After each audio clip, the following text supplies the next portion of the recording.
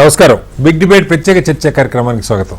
ఆంధ్రప్రదేశ్లో ఎన్నికల వేడి, ఒకవైపు అటు పార్లమెంటు, మరోవైపు అసెంబ్లీ ఎన్నికల వేడి పూర్తి స్థాయిలో కనపడుతున్నది. రెండు పక్షాలు, జగన్మోహన్ రెడ్డి గారు ముఖ్యమంత్రి సిద్ధం పేరుతో సభలు నిర్వహిస్తుంటే, చంద్రబాబు గారు మాజీ ముఖ్యమంత్రి, తెలుగుదేశం పార్టీ నాయకులు ప్రజాగళం పేరుతో ఆయన తిరుగుతున్నారు. అలాగే గత 2-3 రోజులుగా ఉమ్మడి ప్రచారం కూడా తెలుగుదేశం, జనసేన, బీజేపీ కలిసి, చంద్రబాబు గారు, పవన్ కళ్యాణ్ గారు కొన్ని మీటింగుల్లో పురంధరేశ్వరి గారు కూడా కలిసి పార్టిసిపేట్ చేస్తున్నారు. ఎన్నికల ప్రచారం అయితే ఊపందుకుంది. అభ్యర్థుల ప్రకటన దాదాపు అన్ని పార్టీలు, కీలకమైన పార్టీల అభ్యర్థుల ప్రకటన పూర్తి అయిపోయింది. అయితే ఏర్పాట్లు ఏ రకంగా జరుగుతూ ఉన్నాయి, ఎన్నికల్లో ఇప్పటికే డబ్బు ప్రభావం కనపడుతుంది. అత్యధికంగా ఎన్నికలు ఇంకా నోటిఫికేషన్ కూడా, నామినేషన్ కూడా మొదలు కాలేదు. ఇప్పటికే ఆంధ్రప్రదేశ్లో 100 కోట్ల పైగా డబ్బులు పట్టుకున్నట్టుగా ఎన్నికల ప్రధానాధికారి తెలియజేస్తూ ఉన్నారు. అయితే ఎన్నికలు అత్యంత కీలకమైనటువంటి లాస్ట్ మినిట్ డైనమిక్స్ ఏ రకంగా మారబోతూ ఉన్నాయి అన్నది చాలా రాష్ట్రాల్లో చూస్తున్నాం. ఆంధ్రప్రదేశ్లో అలాంటి సంఘటనలు ఏమైనా జరుగుతున్నాయో, వాటి ప్రభావం ఏ మేరకు ఉండబోతుంది అన్నది కూడా బిగ్ డిబేట్లో మనం పార్టిసిపెంట్స్ని అడిగి తెలుసుకుందాం. మనతో రామ్ కుమార్ గారు, భారతీయ జనతా పార్టీ సీనియర్ నాయకులు మనతో ఉన్నారు. అలాగే మరి కాసేపట్లో విక్రమ్ గారు, విక్రమ్ పూలా గారు, ప్రముఖ రాజకీయ సామాజిక విశ్లేషకులు, వారు కూడా జాయిన్ అయ్యారు. అలాగే ప్రొఫెసర్ జ్యోత్స్న గారు, తెలుగుదేశం పార్టీ జాతీయ అధికార ప్రతినిధి, వారు, కాకుమాన్ రాజశేఖర్ గారు, వైఎస్ఆర్సీపీ నాయకులు కూడా మనతో జాయిన్ అవుతారు. ముందుగా రామ్ కుమార్ గారు నమస్కారం. నమస్తే శ్రీనివాస్ గారు. రామ్ కుమార్ గారు, ఏపీలో అంటే పరిస్థితులు ఎలా ఉన్నాయి? మీరు పరిమితమైన స్థానాల్లోనే పోటీ చేస్తుండొచ్చు, కానీ సంస్థాగతంగా తెలుగుదేశం సంస్థాగత ఏర్పాట్లకు సంబంధించి పెట్టింది పేరు. భాజపా అలాగే నిర్మాణం, ఓట్లు వచ్చినా రాకపోయినా, ఏ ఎన్నికలైనా సరే మీకుండే స్ట్రక్చరు, ఒక హైరార్కీ, అది ఒక సిస్టమేటిక్గా ఉంటుంది. జనసేన సరే కొత్తగా పూర్తి స్థాయిలో వాళ్ళు దిగుతున్నారు, వాళ్ళది ఎలా ఉందని పెడితే, పార్లమెంట్ అభ్యర్థులు, అసెంబ్లీ అభ్యర్థులు, బూత్ స్థాయి దాకా నిర్మాణం, అందులో కొన్ని చోట్ల గుర్తులు మిక్స్ అయిపోయి ఉంటాయి. ఇప్పుడు ఒకే పార్లమెంట్ నియోజకవర్గంలో ఒక అసెంబ్లీకి తెలుగుదేశం కోటేయాలి, పార్లమెంట్కి బీజేపీ కోటేయాలి, లేదంటే జనసేన గ్లాస్ గుర్తు కోటేయాలి, పార్లమెంట్కి కమలం.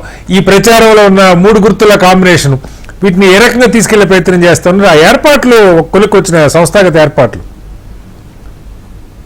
నమస్తే శ్రీనివాస్ గారు, అలాగే జ్యోత్స్న గారికి, విక్రమ్ గారికి కూడానండి. ఏర్పాట్లు ఖచ్చితంగా, అంటే అభ్యర్థులు అన్ని చోట్ల ప్రకటించేశారు కాబట్టి అవి ఒక కొలుక్కు వచ్చేసింది. సో ఏ స్థానంలో ఎవరు పోటీ చేస్తారు అనేది ఒక కొలుక్కు వచ్చేసింది కాబట్టి 3 పార్టీలు కూడా కలిసి సమన్వయ కమిటీలు, ఇప్పుడు యాక్చువల్ ఫస్ట్ థింగ్ ఏంటంటే, ఉమ్మడి మేనిఫెస్టో ప్రిపరేషన్ కోసం ఆల్రెడీ ఒక చోట కూర్చుంటున్నారు. కొన్ని పాయింట్స్ ఆల్రెడీ కొన్ని తీసుకుంటున్నారు. ఆల్రెడీ ప్రజల నుంచి కూడా అభిప్రాయాలు అడుగుతున్నట్టున్నారు. టోల్ ఫ్రీ నంబర్ లాగా ఏదో నంబర్ ఇచ్చారు, పబ్లిక్ ఒక వాట్సాప్ నెంబర్ ఇచ్చి దానికి ఏమైనా సజెషన్స్ ఉంటే ప్రజల నుంచి అన్ని కూడా దానికి చెప్పమని అడుగుతున్నారు. అవన్నీ కూడా తీసుకుంటున్నారండి. తీసుకుని అందులో ఏమేమి కావాలనే ఇన్పుట్స్ తీసుకుని దాని నుంచి అన్ని కూడా అది క్రూ డిగ్రీ నుంచి ఒక ఉమ్మడి మేనిఫెస్టో వెరీ సూన్ బయటకు రాబోతుంది. నెంబర్ 2 వచ్చేసరికి, మొన్న ఈ అధికార ప్రతినిధులు అందరూ కూడా ఏ విధంగా మాట్లాడాలి, ఉమ్మడి పాయింట్స్ కొన్ని తీసుకోవాల్సిన ఏంటి అనేది కూడా ఈవేళ కూడా మా నుంచి ఒకళ్ళు, టీడీపీ నుంచి ఒకళ్ళు, జనసేన నుంచి రేపు ప్రెస్ మీట్లు ఏమేమి పెట్టాలి, కలిసి ఏం పెట్టాలనేది కూడా ఇందాకే మాకు ఒక కాన్ఫరెన్స్ కాల్ అయింది, అవన్నీ కూడా చెప్పారు. ఇలా కలిసి నుంచి వెళ్తున్నాం. నెంబర్ 3 ముఖ్యమైనది ఏంటంటే, జిల్లాలో కోఆర్డినేషన్, జిల్లాల వారీగా కోఆర్డినేషన్ టీమ్స్. నిన్న ఆల్రెడీ జనసేన, ఇప్పుడు మా జిల్లాకే ఉంది, జనసేన ఆల్రెడీ ప్రకటించిందండి. మా కూడా రేపా ఎల్లుండా అన్న టీం అంతా కూడా ప్రిపేర్ అయిపోయింది. జిల్లాల వారీగా ఒకళ్ళిద్దరు, జిల్లాకు ఒకళ్ళు చెప్పును, ఇద్దరు చెప్పును వేస్తారని. అలాగే టీడీపీ కూడా సంస్థాగతంగా వాళ్ళు ఎప్పటి నుంచో ప్రిపేర్ కాబట్టి వాళ్ళు వదులుతారు. ఈ ముగ్గురు అంటే పార్లమెంట్ కి 3 పార్టీల నుంచి కలిసి అంటే 7 అసెంబ్లీకి ఏ పార్టీ కోఆర్డినేషన్ పార్టీకి ఉంటుంది, 3 కలిసి కోఆర్డినేషన్ కూడా ఒక కామన్ కోఆర్డినేషన్ కమిటీ లాగా కూడా పెట్టుకుంటారా పార్లమెంట్ నియోజకవర్గం? దానికోసమే ఇప్పుడు పార్టీ నుంచి, ఇప్పుడు మా పార్టీ నుంచి ఒకళ్ళ ఇద్దర, జనసేన నుంచి ఒకళ్ళ ఇద్దర, మ్యాక్స్ 5 or 6 ఉంటారు అంతే ఒక్కొక్క పార్లమెంట్ కి. ఈ 6 కలిసి ఆ పార్లమెంట్ పని అంతా అంటే పర్యవేక్షించేలాగా, కోఆర్డినేషన్ అయ్యేలాగా, ఒకళ్ళకొకళ్ళు ఎక్కడ ఇబ్బంది లేకుండా. అదే విధంగా ఇందాక మీరు అన్నారు చూసారా, గుర్తులు. ఈ గుర్తులు మాకు కానీ టీడీపీ కానీ ఇదేం అలవాటు లేని పని కాదు. మాకు ఈ రాష్ట్రమే కాదు, వేరే రాష్ట్రాల్లో కూడా ఉన్నాయి కాబట్టి పైన వేయాలి. ఇది లేకపోతే 3 ఒక గుర్తే ఉంటది, అసెంబ్లీలో కానీ పార్లమెంట్ లో కానీ, అంటే అన్ని చోట్ల ముందు నుంచి కూడా మాకు అలవాటైన వాడిని కాబట్టి వెళ్ళిపోతున్నాం. ఇప్పుడు జనసేన కూడా కలిసిందండి. నిన్న రాత్రి ఒక మీటింగ్ లోకి వెళ్ళాం. జనసేన, టీడీపీ, భాజపా ఒక చోట కూర్చున్నాం, అదే ఒక మీటింగ్ లో ఉన్నాం. అవును. అక్కడ కూడా ఎవరికాలు గుర్తు చేస్తున్నాం ప్రతి ఒక్కరికి కూడా. గుర్తు గురించి మాత్రం చెప్పండి, ఏ అభ్యర్థి చేతితో పట్టుకోండి, పెద్ద పెద్ద గుర్తులు పట్టుకోండి. అంటే ఈ అసెంబ్లీలో ఈ 2 గుర్తులు ఉంటాయి. పార్లమెంట్ కి సపోజ్ నేను కాకినాడ రోడ్ లో ఉన్నానండి, 2 ఇక్కడ గ్లాసే ఉన్నాయి కాబట్టి no issues. Okay. Kakinada city cycle glass అలా మా 2 పార్లమెంట్ గ్లాస్ ఉన్నా మంది సైకిల్ కాదు గ్లాస్ అని కింద దాకా వెళ్ళాలి కదా, అది అక్కడ ఆ ఎలక్షన్ వరకు ఎగ్జాక్ట్లీ అదే వెళ్తుందండి. ఇప్పుడు కింద స్థాయిలోకి వచ్చేసరికి ఆ పని అదే అండి, ఆ పని అదే శ్రీనివాస్ గారు. ఏంటంటే ఇక్కడ అసలు ఫస్ట్ థింగ్ ఏంటంటే, ఒకళ్ళేమో ఈ 3 గుర్తుల్లో ఒకటే ఉంటది, ఓకే.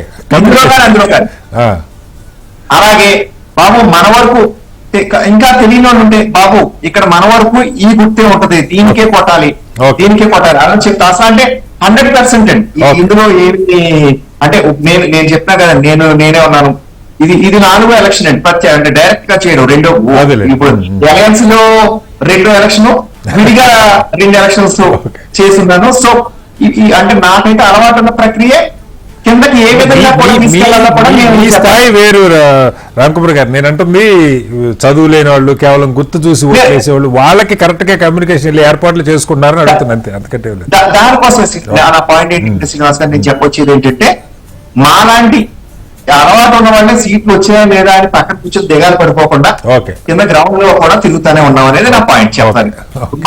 మా నుంచి కూడా కొంతమంది ఇప్పుడు ఏ అసెంబ్లీకైనా మా నుంచి కూడా వెళ్తూ వర్క్ చేస్తాం. మాకు మెల్లో కన్వరేస్తున్నా, బాబు గుర్తిది అన్ని చోట చెప్తాను. ఎందుకంటే ఎక్కడ ఎవరు పోటీ చేసినా ఆ అభ్యర్థికి గెలవడం అనేది మా ఎజెండాగా చాలా గట్టిగానే అన్ని పార్టీలు, అంటే మా అలయన్స్ లో ఉన్న 3 పార్టీలు ముందుకెళ్తాయి. సో ఇంక నెల రోజులే ఉంది దాదాపుగా. అంటే ఈ పార్టీకే బూత్ కమిటీలు, మండల స్థాయి ఇన్ఛార్జీలు, అసెంబ్లీ క్యాండిడేట్, మళ్ళీ అక్కడ ఒక ఇన్ఛార్జి, పార్లమెంట్ కి ఇట్లా ఈ ఏర్పాటు అంతా అయిపోయింది అనుకోవచ్చా రాంకుమార్ గారు?